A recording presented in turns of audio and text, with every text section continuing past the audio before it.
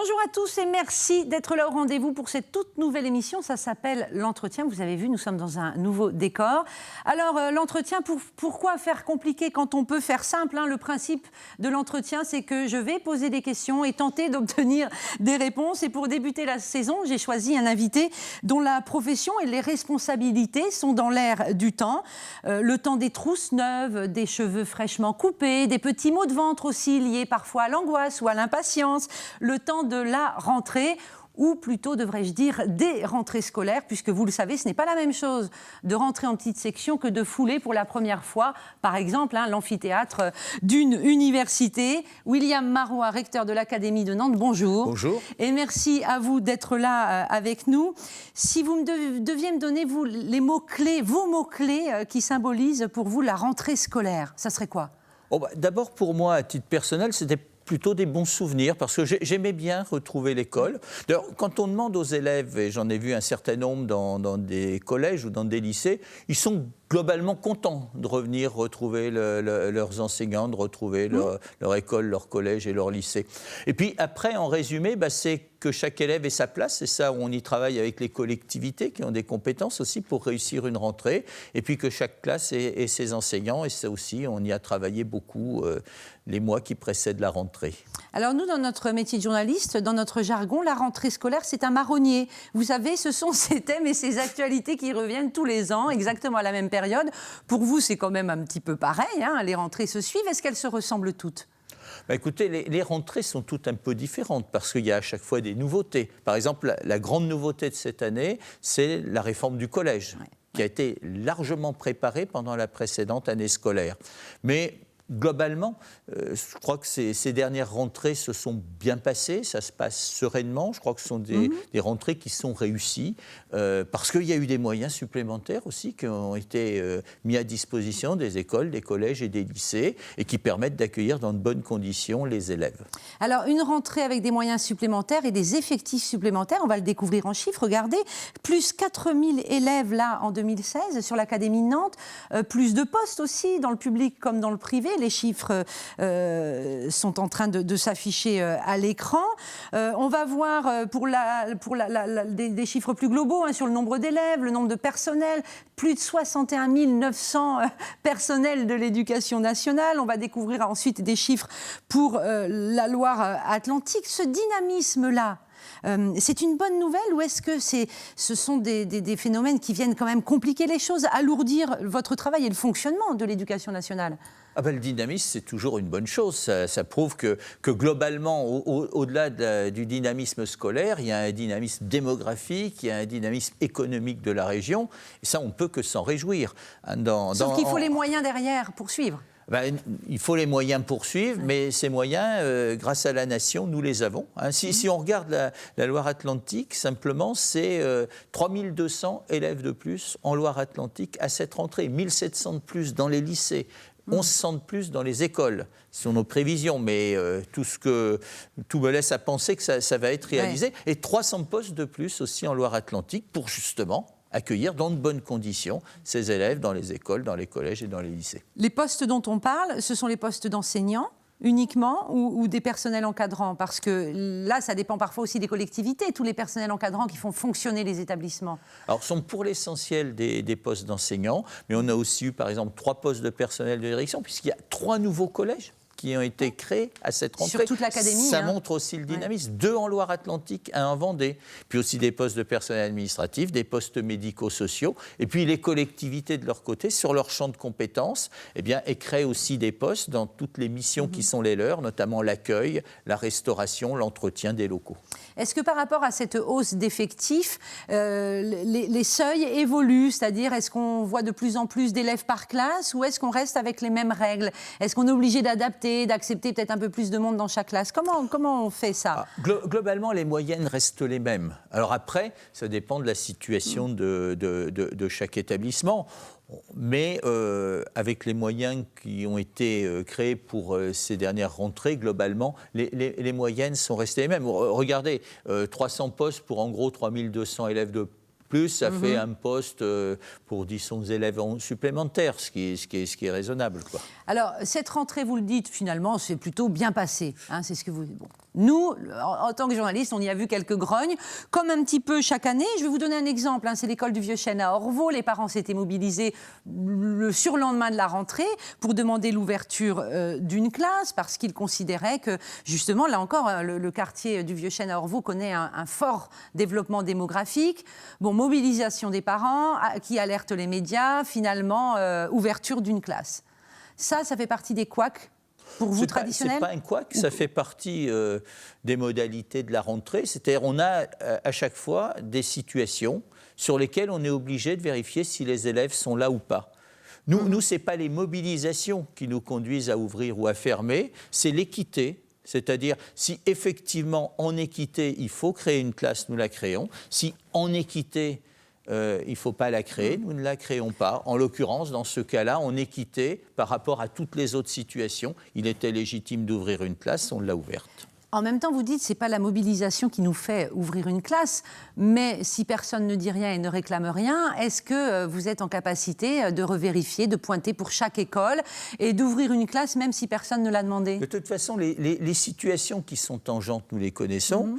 Donc, même s'il n'y a pas de mobilisation, on comptera. Et même s'il n'y a pas de mobilisation, on ouvrira. Parce que nous, le principe, c'est l'équité entre tous les sites. Alors, l'équité, ça se mesure comment ? Il y a quand même des chiffres, des seuils. Il y a une moyenne d'enfants par classe, par exemple. Il y a des seuils d'ouverture, il y a des seuils de fermeture, qui peuvent d'ailleurs être modulés. Les seuils sont plus faibles, par exemple, dans l'éducation prioritaire, parce qu'on a des élèves qui sont plus en difficulté sociale, familiale, etc. Donc, il y a un principe qui guide l'éducation prioritaire depuis 1981, c'est de donner plus à ceux qui ont moins. Et donc, ça se revoit aussi en matière de moyens. Mais c'est ça l'équité, c'est ça que j'essaye de faire comprendre. C'est que ce n'est pas le dernier qui a demandé qui a quoi. Nous, on est obligé, entre les départements, entre les écoles, entre les établissements, d'avoir un système qui soit globalement équitable, tout en prenant en compte des situations de difficultés particulières qu'on a bien identifiées et qui sont notamment, mais pas exclusivement, identifiées autour de l'éducation prioritaire, ou par exemple des zones de ruralité profonde. Sur l'exemple du Vieux-Chêne, c'est un exemple parmi d'autres. Chaque année, il y en a quelques-uns comme ça. Les parents pensaient savoir que peut-être l'école n'avait pas été ouverte faute d'enseignants disponibles. Est-ce que ça sont des situations réelles qui peuvent exister où vous manquez d'enseignants ? On a au moment de la rentrée, notamment dans le premier degré, tous les enseignants qui sont nécessaires pour ouvrir les classes. On peut avoir quelques difficultés dans le second degré sur des spécialités bien particulières. Ouais. Mais toutes ces difficultés qui peuvent être liées aussi au fait qu'un enseignant n'est pas venu, un enseignant s'est cassé la jambe, un enseignant est malade, etc. On est en train de les résorber. Ça fait la rentrée, il y a seulement une semaine, et souvent l'absence des enseignants, on l'a constaté le jour de la rentrée, c'est-à-dire il y a une semaine. Dans certaines spécialités, ça peut être un peu plus compliqué que dans d'autres de trouver un enseignant qui soit validé aussi par les corps d'inspection, parce qu'on a une responsabilité vis-à-vis des élèves. Combien d'enseignants sur l'Académie de Nantes ? Vous l'avez vu, en englobant l'enseignement supérieur, on est presque à 62 000 personnels. Ce qui est énorme. Ce qui fait quelque chose de très important. Et vous le savez, cette rentrée-là, comme d'autres, on a entendu parler des mauvaises gestions en ressources humaines de tout ce personnel de l'éducation nationale, avec des enseignants parfois qui se plaignent de n'apprendre qu'au dernier moment leur école d'affectation. Voilà. Est-ce qu'on s'améliore ?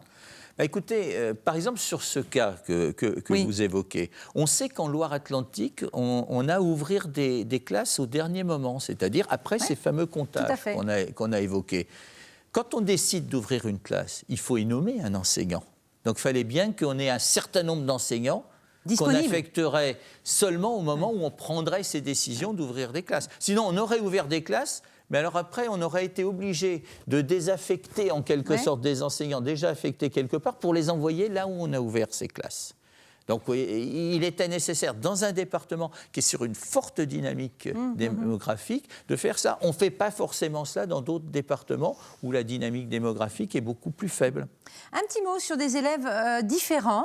On en parle un peu moins, mais l'Éducation nationale et tous les établissements de Loire-Atlantique et de l'Académie de Nantes, d'ailleurs, dans la région, accueillent des enfants en situation de handicap. Il y en a, je regarde mes chiffres, 7 000, qui s'affichent d'ailleurs. Voilà, 7 654 pour le premier degré, près de 6 000 pour le second second degré. C'est important. Là encore, ça nécessite des moyens, des personnels parfois formés et un accueil adapté quand même. Hein. Et là, ça inclut les classes spécifiques et le milieu ordinaire, c'est-à-dire, voilà. Alors, il y a plusieurs modalités d'accueil des élèves qui sont en situation de handicap. La loi de 2005 préconise l'accueil en milieu ordinaire. Et c'est la modalité d'accueil qui est la plus importante. Et les élèves accueillis en milieu ordinaire peuvent être accompagnés par notamment ce qu'on appelle des AESH, accompagnants d'élèves en situation de handicap. Et Jean-Marc Ayrault, alors Premier ministre, avait souhaité justement que cet accompagnement soit fait de manière moins précaire que ce qui existait précédemment, c'est-à-dire des contrats aidés. Donc actuellement, on a une transformation progressive des contrats aidés qui accompagnent les jeunes en situation de handicap en contrats plus solides, qui sont ceux des fameux AESH. Au-delà, pour des jeunes avec des handicaps plus lourds, on a ce qu'on appelle les unités locales pour l'inclusion scolaire, qui sont en école, soit en collège les Ulysse, et lycée. Les parents en entendent parler comme les classes Ulysse. Voilà. Et donc, on a une partie aussi importante d'élèves qui sont scolarisés dans ces Ulysse, puisqu'on continue chaque année à en ouvrir. On a ouvert une quinzaine d'Ulysse, écoles et collèges et lycées à la rentrée. Et puis, pour des élèves dans des situations beaucoup plus lourdes au niveau du handicap, il y a des établissements spécialisés pour lesquels on met aussi des postes d'enseignants, mais qui ne sont pas sous notre responsabilité directe. On va avancer dans ces thèmes qui ont marqué la rentrée. Il y a bien sûr le thème de la sécurité. Le gouvernement a fait des annonces très spécifiques, liées évidemment à l'actualité et à ce que le pays a traversé, les attentats, depuis plus d'un an. Donc voilà, on va regarder les consignes qui ont été données dans les écoles, données aux parents, aux élèves, aux enseignants, contrôle visuel des sacs, accueil par un adulte, interdiction de stationner devant l'établissement, des exercices d'alarme obligatoires dans l'année, vérification systématique de l'identité des visiteurs, et tout ça pour l'ensemble des établissements. Rappelons que dans l'Académie de Nantes, on a 82 collèges, 40 lycées, 556 écoles, ça c'est pour le public. On va voir les chiffres, il y en a également dans le privé. Voilà, c'est un nombre important d'établissements. Qu'est-ce que ça a changé concrètement sur le terrain à la rentrée scolaire de 2016 ? Est-ce que vous aviez réellement les moyens supplémentaires et nécessaires pour faire appliquer ces consignes ? C'est pas forcément une question de moyens purement, c'est aussi une question, je dirais, de vigilance collective qu'il faut appliquer. Que ce soit par exemple dans l'accueil des élèves. J'avais demandé par exemple au chef d'établissement que le jour de la rentrée, où il y a traditionnellement des retrouvailles d'élèves devant l'établissement, puis ils profitent des dernières minutes de vacances, qu'on fasse rentrer plus vite. Voilà. Ceux qui sont allés au collège par exemple, tout ça. J'avais demandé qu'on fasse rentrer le plus vite possible les élèves dans l'établissement, parce que c'est là qu'ils sont le plus en sécurité. On nous demande d'éviter les attroupements devant les établissements scolaires. Les collectivités s'engagent à nos côtés, parce qu'il y a des dispositifs qui touchent aussi à l'immobilier, par exemple la vidéosurveillance à l'entrée ou des dispositifs de ce type-là. Concrètement, on a demandé à toutes les directrices et directeurs d'école ainsi qu'aux chefs d'établissement, très vite après la rentrée, de rappeler aux parents et aux élèves toutes les consignes en matière de sécurité. Et puis, on travaille très étroitement avec les services de police, les services de gendarmerie et avec les préfets des différents départements pour gérer au plus près cette question, sans que ça devienne une paranoïa ou une psychose. Oui, parce que là, on va y venir, ça c'est un des risques. Mais notre société, elle doit continuer à vivre, l'école doit continuer à vivre selon ses principes, qui sont les principes de la République. Mais quand même, à cette rentrée scolaire, on a vu parfois quelques incohérences sur le terrain. C'est-à-dire, dans certaines écoles, les parents, le premier jour, ne pouvaient pas rentrer dans l'école. Mais le lendemain, ils le pouvaient. Dans d'autres écoles, il n'y avait pas de changement. Donc, on peut pas, il n'y a pas une unité d'application des règles sur tout le territoire. Il n'y a pas une unité d'application des règles, ne serait-ce que parce qu'on n'applique pas les règles de la même manière dans un collège où il y a 150 élèves et qui arrivent au travers de 15 bus de ramassage scolaire, et dans un collège urbain où il y a 800 élèves qui arrivent tous par leurs propres moyens. On n'applique pas les règles de la même manière dans un lycée qui a 15 entrées et dans un collège qui a une école où il y a une seule entrée. Il y a aussi des traditions dans les écoles de présence des parents. Et comme je vous le dis, l'école doit continuer à vivre selon ses valeurs, selon ses principes. Là, avec parfois, on a vu des écoles voilà. empêchées de vivre. Autre exemple, à Bouguenais, dans une école Célestin Freinet, c'en est une, mais il y en a d'autres. Traditionnellement, il y a un petit déjeuner un peu festif et convivial entre les enseignants, les parents, les enfants. Il était prévu, et puis l'école l'a annulé parce qu'on leur a demandé de l'annuler un samedi matin. Est-ce que là, on n'est pas quand même à la limite de ces consignes où finalement, dans cette école-là, on va annuler le petit déjeuner de rentrée, et puis dans d'autres, il aura lieu probablement. Voilà. Oui, Est-ce que ça risque pas de créer quand même et de l'incompréhension et de l'angoisse? On y vient, de la peur aussi. Je crois qu'il ne faut surtout pas créer de l'angoisse et de la peur. Par contre, il faut renforcer la vigilance collective. C'est ça qui est important. Et puis, il y a un certain nombre d'éléments incontournables. Par exemple, les exercices de sécurité. On a demandé à toutes les écoles, collèges et lycées de faire un exercice sur le thème de l'intrusion, par exemple. Exercice qui doit être fait aussi sans traumatiser les élèves, notamment les un sacré élèves défi les pour plus les jeunes. enseignants. Mais on a donné aussi aux enseignants des éléments pédagogiques pour ce faire. Hein. Tout le monde je crois que l'accepte. c'est vraiment une vision. Je crois que maintenant tout le monde accepte. Et malheureusement, je dirais, les drames de cet été renforcent cette acceptation collective, parce que jusque-là, il pouvait y avoir le sentiment que les drames de 2015 affectaient surtout le Paris et l'Île-de-France, et que nous, on était en province, on pouvait être loin de ça. Malheureusement, ce qui s'est passé cet été montre que partout, on peut être concerné par ces drames, par ces attaques. Donc, c'est une vigilance collective. Ce sont des dispositions qu'il faut prendre, mais je vous dis aussi, il faut qu'on continue à vivre. Là où on a supprimé peut-être le petit déjeuner de rentrée du samedi matin, on pourra certainement peut-être le rétablir lorsque les règles de vie, de sécurité auront été bien appréhendées par tout le monde, par exemple. En tout cas, vous, en tant que recteur, vous êtes le représentant de l'État ici dans l'Académie pour tout ce qui touche l'éducation nationale. C'est votre responsabilité, c'est-à-dire que vous donnez des consignes aux établissements. C'est moi qui donne des consignes aux établissements. Et je le rappelle, on travaille très étroitement sur ce dossier aussi avec les préfets de départements qui ont eux aussi des consignes venant du gouvernement et les services de police et de gendarmerie. Pour prendre un exemple, hier soir, et ça concerne la Loire-Atlantique, avec le préfet de région, on a réuni tous les responsables d'enseignement supérieur pour voir aussi comment, dans l'enseignement supérieur, les dispositions souhaitées par la ministre de l'Éducation nationale et de l'Enseignement supérieur et de la Recherche et le ministre de l'Intérieur pouvaient être appliquées. Sachant que là aussi, c'est un peu plus complexe et qu'il y a une grande diversité d'établissements, puisqu'il y a des établissements qui sont sur un site, un bâtiment facilement contrôlable. Et puis, vous avez l'Université de Nantes qui est sur une multitude de bâtiments avec des grandes foules et pour laquelle les dispositions peuvent être différentes. C'est très compliqué, évidemment. Mais on y travaille très sérieusement. Mais je vous dis toujours, en gardant le fait qu'on doit continuer à vivre, on doit continuer... Et que l'école ne peut pas être un lieu totalement fermé sur l'extérieur et replié sur lui-même. N'est pas un lieu fermé sur l'extérieur. C'est un petit peu... voilà. On ne peut pas terminer et poursuivre cette émission sans revenir sur une actualité que vous avez juste citée en début, c'est la réforme des collèges. Elle a fait couler beaucoup d'encre l'année dernière, elle a généré des crispations aussi, parfois des tensions. Qu'en est-il aujourd'hui à cette rentrée où la réforme est censée être effective? Donc on le sait, les collégiens par exemple ont pu le constater, pour certains ils n'ont toujours pas leur manuel scolaire, puisque les programmes ont évolué, que tout n'est pas imprimé. Bon, ça c'était un petit exemple, mais dans le fond, qu'en est-il? Sur le fond, la réforme s'applique. Et la ministre a été particulièrement claire, la réforme a été préparée et elle s'applique à cette rentrée scolaire. D'ailleurs, j'en ai eu des exemples, puisque depuis le jour de la rentrée, j'ai visité une dizaine de collèges dans les 5 départements de l'Académie, et je vais continuer. Elle s'applique autour de 3 grands principes que je souhaite rappeler. Le premier, c'est plus d'autonomie pour les établissements, afin qu'ils puissent mettre en œuvre des dispositifs réellement adaptés aux besoins de leurs élèves, qui sont différents entre les différents collèges.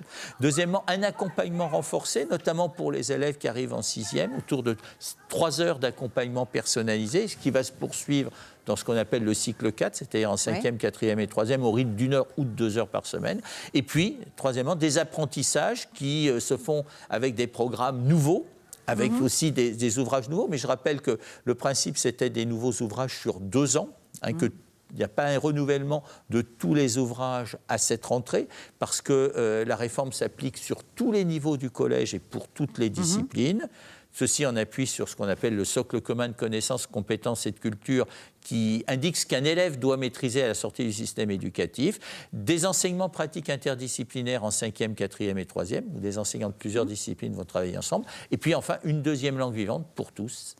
Dès la 5e. Dès la 5e. Ça, c'est, voilà, sur le fond, c'est tous les thèmes c'est ça qui avait qui avait créé des tensions.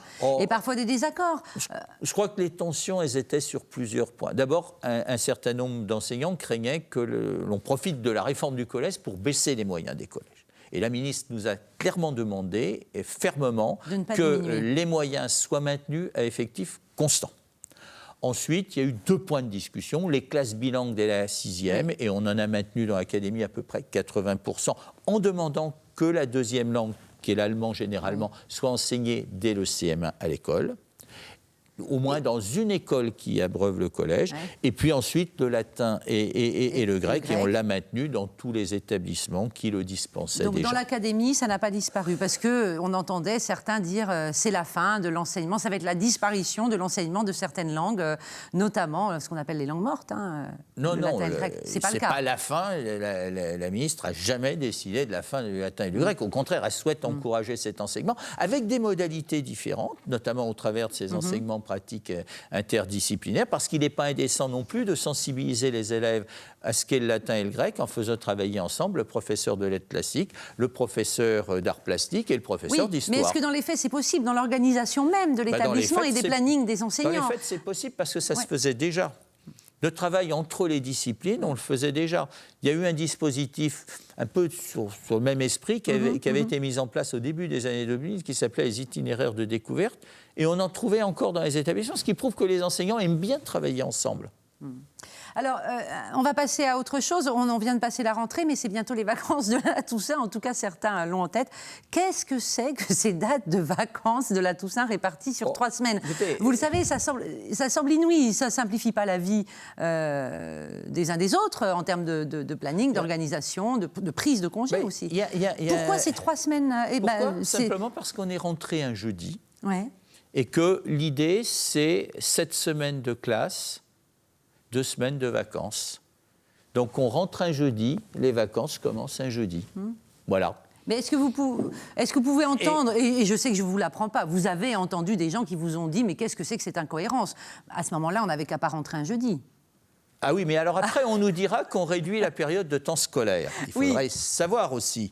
On rentre un jeudi parce que le 1er septembre était un jeudi et que si on rentrait le 5 septembre, il fallait reporter d'autant la sortie des élèves au mois de juillet. Et on sait bien qu'une sortie des élèves le 10 juillet aurait là aussi créé un certain nombre de critiques de la part des juilletistes qui aiment bien partir dès les premiers jours de juillet.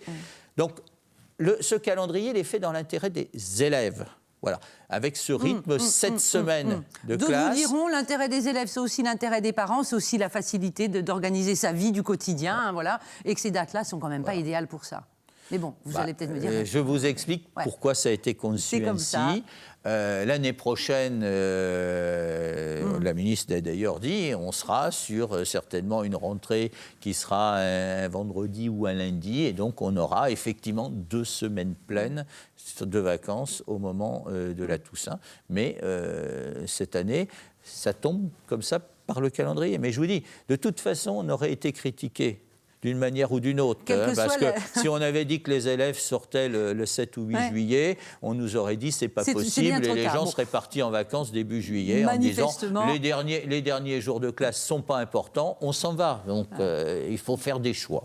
Et de toute façon, le choix a été fait, on ne va pas le changer. On arrive à la fin de l'émission, on a parlé de... C'est des sujets quand même lourds, la réforme des collèges, la sécurité, la Toussaint était anecdotique au regard de tout ça, la hausse des effectifs, les nouveaux établissements, bref.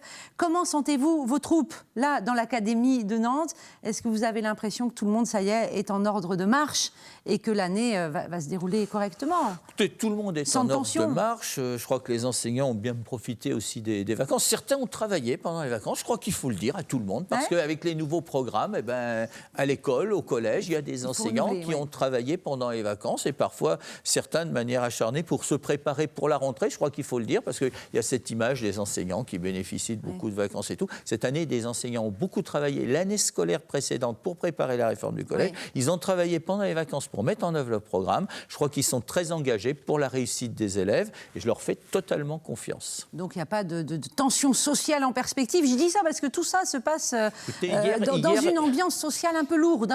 Hier jeudi, il y avait une journée de grève. On a eu 2,7% de grévistes. Je crois qu'il y a vraiment un engagement maintenant des enseignants, que ce soit à l'école, au collège et au lycée, pour faire réussir les élèves. Et puis il faut rappeler qu'on a de beaux taux de réussite dans l'académie. Oui, on a des taux de réussite au baccalauréat qui sont toujours supérieurs à la moyenne nationale. C'est aussi la preuve de cet engagement. Et il faut que cet engagement il soit connu aussi par toute la population.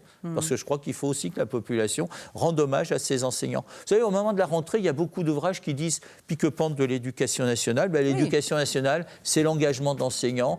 Et ces enseignants, je les vois moi sur le terrain. Ceux qui écrivent les ouvrages, je les vois peut-être moins. Et ils s'investissent. Merci beaucoup, William Marois, d'avoir accepté notre invitation. Vous étiez le premier invité de la saison pour cette émission L'Entretien. Les fauteuils sont très confortables. Ils sont confortables, on les a testés pour vous. Merci à vous. Et quant à nous, on se retrouve pour un prochain entretien. Ce sera le 23 septembre. Salut!